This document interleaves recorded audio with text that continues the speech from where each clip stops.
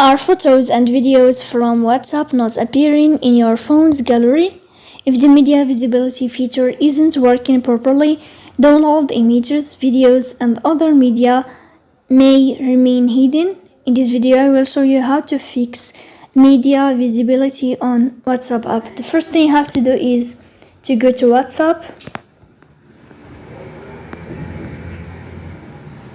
Then here in this page, you will find this sign on above, and you will tap here on these three dots like this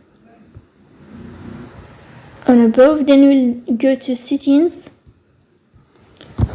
Here on settings you will tap, and then here in this page of settings you will go to this window of chats. So we tap on chats, and then we click on media visibility to fix this problem. So this is how it works. If you enjoy watching this video, and if this video is helpful